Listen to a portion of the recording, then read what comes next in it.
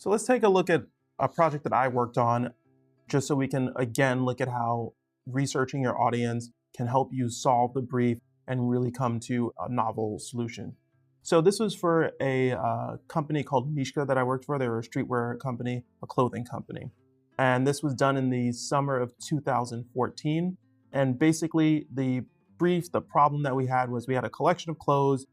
As it was summer, all of them were very brightly colored. They had crazy patterns. Everything was aimed at sort of like a 15 to 25-year-old who was very into streetwear. They wanted to stand out from their friends.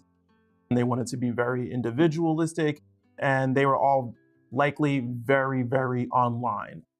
Still at 2014, if you wanted to be tapped into the streetwear scene, you very much had to be online and on Hypebeast or different sort of blogs or whatever to know when the latest releases were coming out, when you could get things like this. So 15 to 25-year-olds, roughly, very, very online. They all want to be individuals. They want to define themselves by the clothes they're wearing. And all the clothes we have are super loud, super patterned, not very cohesive at all. So we went to audience research, looked on Tumblr, looked on Instagram. Tumblr was very big at the time. And those sorts of social media sites can be very helpful to you because you can very quickly target the types of people that you're selling things to.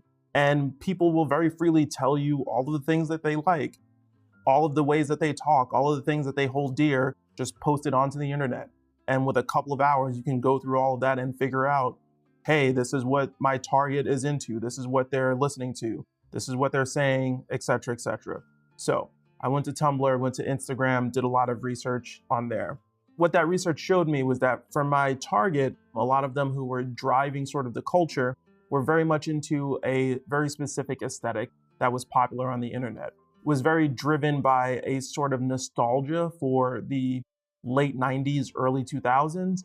And there was a lot of love of Pokemon cards and early PlayStation sort of aesthetic, early computer graphics, Windows screensavers, things like this. At the time, a lot of people were trading in images of that sort. They were dressing in things that referenced that time. It was a time where if you had like a vintage Sonic the Hedgehog t-shirt, you were cool.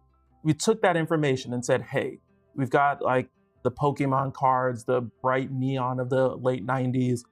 We've got PlayStation sort of pixely, polygony graphics, early computer graphics, which are not quite real, have a bit of a sheen to them that is a little too shiny. And we said, hey, let's sell our clothes using this aesthetic and say that these brightly textured and patterned clothes that we have are part of this aesthetic. We're going to push them in this way.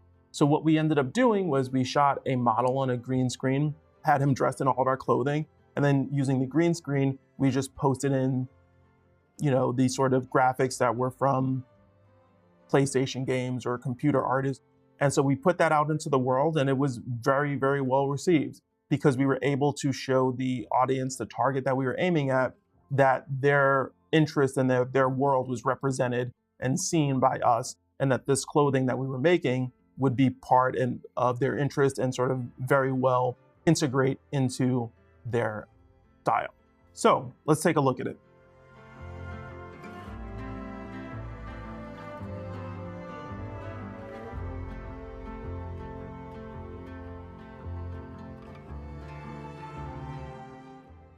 So now we know our audience backwards and forwards. We know how they think, we know how they see the world. And we'll use that information to craft work that really draws them in, that pulls them in, that really speaks to them. In our next lesson, we're going to craft an insight. And that's really where our creative problem solving will start to kick in, and we'll really get into the meat of it.